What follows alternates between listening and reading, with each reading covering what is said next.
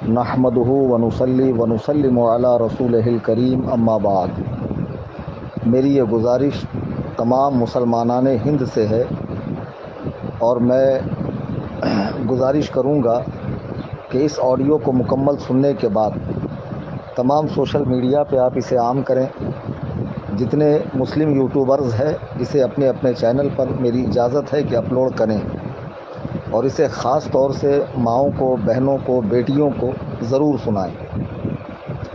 हमारे वतन अज़ीज़ हिंदुस्तान में जो इस वक्त हालात बने हुए हैं वो बद से बदतर हैं और शायद इससे भी भयानक अंजाम हमें देखना पड़े अगर हम अज़्म मुसम्मम न करें कि हम अपने दीन पर सख्ती से कायम रहेंगे, इस्लाम से चिमटे रहेंगे और हालात कैसे भी बुरे हों अपने दीन को हाथ से जाने नहीं देंगे।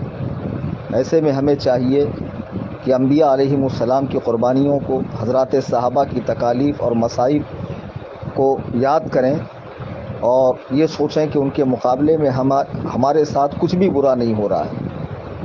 वो ऐसे बुरे हालात में भी दीन पर सख्ती से कायम थे, तो उनकी सुन्नत पे चलते हुए हमें भी सख्ती से दीन पर कायम रहना है।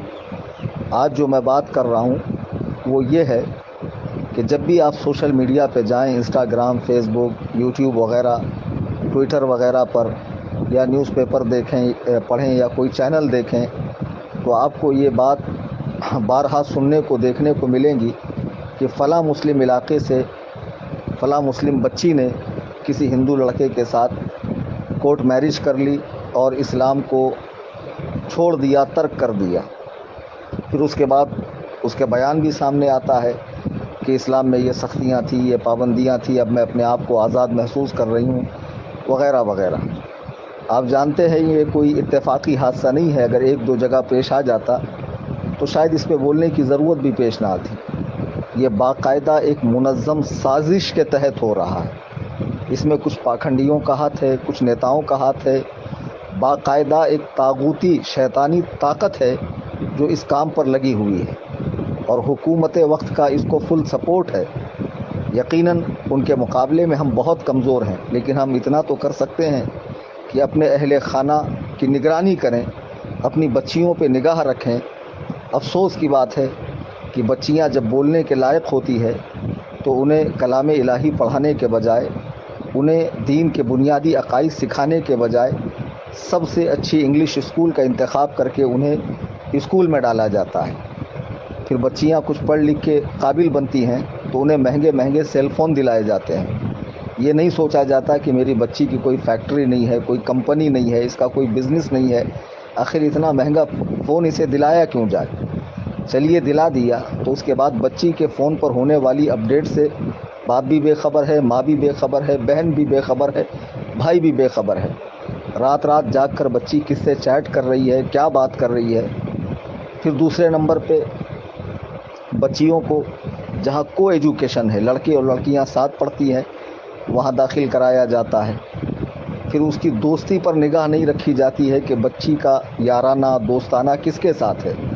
कॉलेज छूटने के बाद, स्कूल छूटने के बाद बच्ची लेट क्यों आती है, वो कहाँ घूमती है, क्या करती है, क्या नहीं करती है, किन लोगों के टच में है, उसके जहन में किस तरह उसका माइंड सेट किया जा रहा है कि अगर तुम मुसलमान से शादी करोगी तो तुम्हें पर्दे की पाबंदी करनी है, बहुत सारे बच्चे पैदा करने हैं, 3 तलाक का दुख झेलना है और हलाला जैसी रस्म से तुम्हें गुज़रना है और हमारे धर्म में आने के बाद 7 जन्मों तक तुम्हारा साथ रहेगा वगैरह वगैरह। इस तरह की बातें करके बच्चियों को जो है फंसाया जा रहा है।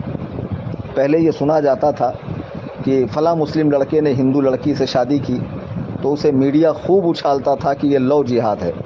हालांकि मैंने इसके पहले भी अपने बयानात में कई बार कहा कि इस्लाम में लव जिहाद नाम का कोई जिहाद है ही नहीं।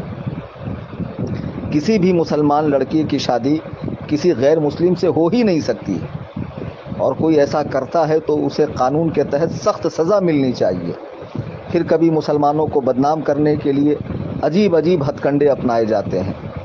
अब ये हो रहा है कि ये सिलसिला तो तकरीबन ख़त्म हो गया, रुक गया और ये होना भी नहीं चाहिए था। हम इसकी कभी हिमायत नहीं करते हैं, लेकिन अब बाकायदा हिंदू लड़के मुस्लिम लड़कियों को آپ روزانہ اس طرح کی ویڈیو دیکھیں گے، کہیں گارڈن میں لے کے بیٹھ رہے ہیں، کہیں ہوٹلز میں لے کے جا رہے ہیں، کہیں مندر میں آرتی پوجا کروائی جا رہی ہے، باقاعدہ ان سے شادی ہو رہی ہے، کورٹ میرج ہو رہی ہے، اس پر کوئی قانونی کارروائی ہوتی ہی نہیں ہے۔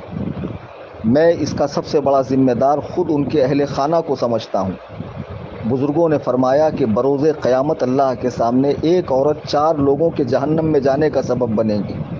اپنے باپ کے جہنم میں جانے کا سبب، بھائی کے، شوہر کے اور بیٹے کے۔ وہ اللہ سے عرض کریں گی مولا تعالیٰ یہ لوگ دینی محافل میں جاتے، علماء کے پاس بیٹھتے، بیانات میں شریک ہوتے، لیکن گھر میں آ کر دین نہیں سکھاتے تھے، اس لیے ہم دین سے غافل ہیں۔ تو اس کی اس گزارش پر، اس کے اس عرض پر اللہ تعالیٰ ان 4 لوگوں کا ٹھکانہ جہنم فرمائے گا۔ آپ نے اولاد کی تربیت کے لیے ہر طرح کی تکالیف برداشت کی، ان کے ناز نخرے پورے کرنے کے لیے، ان کی ہر وش، ہر خواہش کو پورا کرنے کے لیے آپ نے حرام و حلال کی تمیز کی ہے، بغیر روپیہ کمایا۔ لیکن آخر میں کیا ہوا؟ بچی بھاگ گئی۔ اب بھاگنے کے بعد جو اس کے ساتھ سلوک ہوگا، ہو سکتا ہے کہ اس کی عزت تو یقیناً لٹنی ہے، کہیں اس کی فلم بن جائے، کہیں وہ عام ہو جائے، وہ مسلم معاشرے میں منہ دکھانے کے لائق نہ رہے۔ اے میری قوم کی بچیوں، ذرا سوچو کہ جب تم بھاگ کر جا رہی ہو، تمہارے اہل خانہ پر کیسا غم کا پہاڑ ٹوٹا ہوگا، اہل محلہ، اہل خاندان انہیں کیا کیا تانے مارتے ہوں گے۔ خدا نہ خواستہ تمہاری فلم بن گئی اور وہ عام ہو گئی، کیا تم کسی کو منہ دکھانے کے لائق رہو گی؟ ایک تو تمہاری عزت چلی گئی، دوسرا تمہارے ہاتھ سے ایمان چلا گیا، اور ہمیشہ تمہارا ٹھکانہ جہنم ہو گیا۔ تمہیں کس نے کہا کہ اسلام میں عورتوں کا کوئی مقام نہیں ہے؟ اللہ کے نبی علیہ السلام فرماتے ہیں کہ جنت ماں کے قدموں کے نیچے ہے۔ اللہ کے حبیب فرماتے ہیں کہ بہن کے ساتھ حسن سلوک، اچھا برتاؤ اس کے دوزخ میں جانے سے اسے روک دے گا۔ بیٹی کی اچھی پرورش جہنم سے آڑ بن جائے گی۔ ماں بھی تم ہی ہو، بیٹی بھی تم ہی ہو، بہن بھی تم ہی ہو۔ اور بیوی کے ساتھ حسن اخلاق سے پیش آنے کے تعلق سے اللہ کے نبی علیہ السلام فرماتے ہیں عورتوں کے چہروں پر نہ مارا جائے، چونکہ اللہ نے اسے خوبصورت بنایا ہے۔ اور آپ نے اپنی بیویوں سے محبت کرنے والوں کے تعلق سے کہ جب دونوں ایک برتن میں کھانا کھاتے ہیں تو ملائکہ ان پر رشک کرتے ہیں۔ بے شمار فضیلتیں آئی ہے۔ یہ ساری چیزیں آپ کے نگاہ کے سامنے نہیں ہے۔ آپ کو پردہ بیکار سا معلوم ہوتا ہے، آپ آزادی چاہتی ہیں، حالانکہ اللہ تعالیٰ نے یہ پردہ نبی علیہ السلام کی بیویوں تک کے لیے رکھا ہے۔ چنانچہ آپ سورہ احزاب کی آیت نمبر 59 دیکھیں گی تو قرآن میں اللہ فرماتا ہے یا ایھا النبی قل لازواجک وبناتک ونساء المؤمنین یدنین علیہن من جلابیبہن ذالک ادنی ان یعرفن فلا یؤذین وکان اللہ غفورا رحیما۔ اے نبی اپنی بیٹیوں، اپنی صاحبزادیوں اور مسلمانوں کی عورتوں سے فرما دیجئے کہ اپنی چادر کا ایک حصہ اپنے منہ پر ڈالے رہیں، یہ اس سے بہتر ہے کہ ان کی پہچان ہو اور وہ ستائی نہ جائیں، اور اللہ بخشنے والا مہربان ہے۔ یعنی پردہ اس لیے ہے کہ تمہیں ستایا نہ جائے، تمہارا مذاق نہ اڑایا جائے۔ اور آج یہی ہو رہا ہے کہ جب تم نے پردے کو ترک کر دیا تو تمہارا مذاق بھی بنا، تم ستائی بھی گئی، تمہارے ہاتھ سے دین و ایمان بھی نکل گیا۔ میں گزارش کروں گا مسلمانوں سے، للہ دھیان دیجیے اپنی بچیوں کے اوپر۔ انہیں دنیا کی تعلیم بہت زیادہ پڑھانا یہ ضروری نہیں ہے۔ آپ کی بچی دیندار ہو، با اخلاق ہو، صوم و صلات کی پابند ہو، امور خانہ میں ماہر ہو، یہ کافی ہے۔ اور دنیا کی تعلیم اتنی سیکھ لے کہ جس سے اس کی ضرورتیں پوری ہو جائے، اتنا کافی ہے۔ اور وہ سکھاتے وقت بھی آپ اس کی پوری نگرانی کریں۔ یہ بہت پرفتن دور ہے اور اس میں ایسے سبز باغ دکھا کر بچیوں کو اپنے جال میں پھانسا جا رہا ہے، اور یہ نادان بچیاں سمجھ رہی ہے کہ میں تو آزادی پا رہی ہوں۔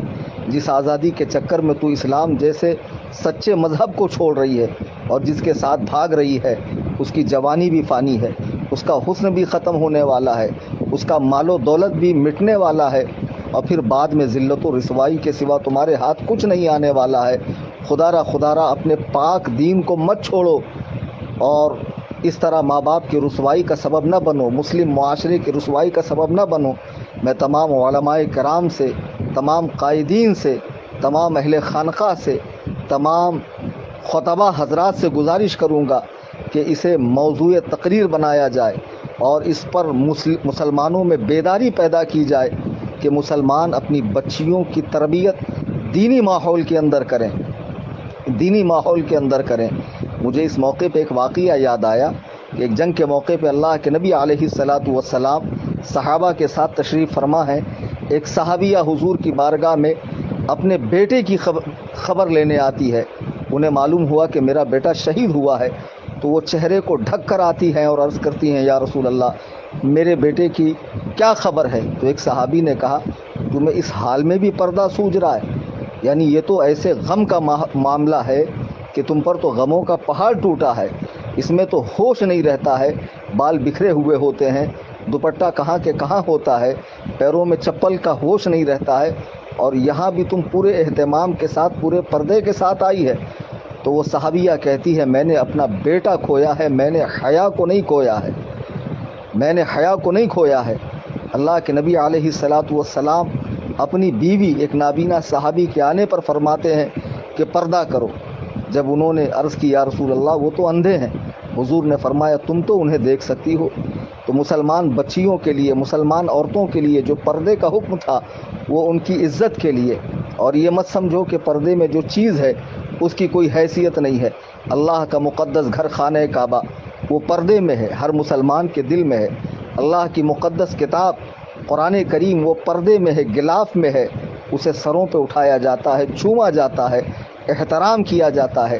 جو چیز کھلی ہوئی ہوتی ہے، کھانے پینے کی کھلی ہوئی چیزوں کو آپ دیکھیں اس پر مکھیاں بھن بھناتی ہے، تو تم بے پردہ جب کالج میں اسکول میں جاؤ گی، ماں باپ کی اجازت کے بغیر یہاں وہاں جاؤ گی، تو یہ جتنی مکھیاں ہیں تمہارے ارد گرد بھن بھنائیں گی اور تمہیں اچک لے جائیں گی، تمہاری عزت بھی جائیں گی، تمہارا نام بھی خراب ہوگا، تمہارا دین بھی چلا جائے گا۔ خدا را ہوش میں آؤ۔ میں عرض کروں گا کہ تمام ہمارے جو ذمہ داران ہیں قوم کے وہ آگے آئیں اور اس مسئلے پر کانفرنس کریں، جلسے کریں، کتابیں لکھیں، اور جگہ جگہ مسلمانوں کو بیدار کیا جائے کہ وہ اپنی بچیوں کی تربیت صحیح کریں۔ یہ چند مختصر سی باتیں تھی۔ خدا واقعی دل دکھتا ہے جب اس طرح کی چیزیں سامنے آتی ہے۔ ویڈیوز وغیرہ واٹس ایپ پہ لوگ بھیجتے ہیں کہ فلاں مسلم بچی گارڈن میں ایک غیر مسلم کے ساتھ گل چھرے اڑا رہی تھی اور انہیں پکڑا گیا، اور پھر وہ بالکل جری ہو کر شیرنی بن کر جواب دیتی ہے کہ کیا رکھا ہے اسلام میں سوائے ذلت کے، رسوائی کے، اور بچے پیدا کرنے کے، اور اس کے اس کے۔ تو یہ جو زبان ان کو پھوٹی ہے اس کی وجہ یہ ہے کہ یہ واقعی دین سے ناواقف ہیں، ورنہ اسلام میں عورتوں کا اتنا مقام رکھا گیا ہے۔ اللہ اکبر کبیرہ۔ سیدہ کائنات حضرت سیدہ فاطمہ زہرا رضی اللہ تعالیٰ عنہ نبی کریم صلی اللہ علیہ وسلم کی صاحبزادی ہیں۔ حضور آپ کو دیکھنے کے لیے آپ کے گھر تشریف لے جایا کرتے تھے۔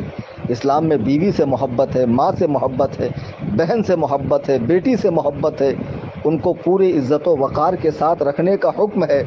اور انشاءاللہ الرحمن اس مسئلے کی حساسیت کو دیکھتے ہوئے ہم جو ممبئی کی سرزمین پہ الجامعۃ الحنفیہ حدیقۃ النعمان ادارہ قائم کریں گے، اس میں خاص بچیوں کی دینی تعلیم کے لیے بھی ایک شعبہ ہوگا، جس میں انشاءاللہ بچیوں کو زیور تعلیم سے آراستہ کیا جائے گا۔ رمضان کریم کا مقدس مہینہ ہے، میں احباب سے گزارش کروں گا کہ تنظیم کا زیادہ سے زیادہ مالی تعاون کریں اپنی زکوٰۃ، صدقات، فطرے، فدیے وغیرہ سے، تاکہ جلد سے جلد ہمارا یہ جامعہ قائم ہو جہاں مسلمانوں کے بچوں کو، بچیوں کو دینی تعلیم سے آراستہ و پیراستہ کیا جائے۔ تفصیل کے لیے آپ میرے نمبر پر رابطہ کریں 9820 672 770۔ شاید کہ اتر جائے تیرے دل میں میری بات، انداز بیاں گرچہ بہت شوق نہیں، وما علینا الا البلاغ۔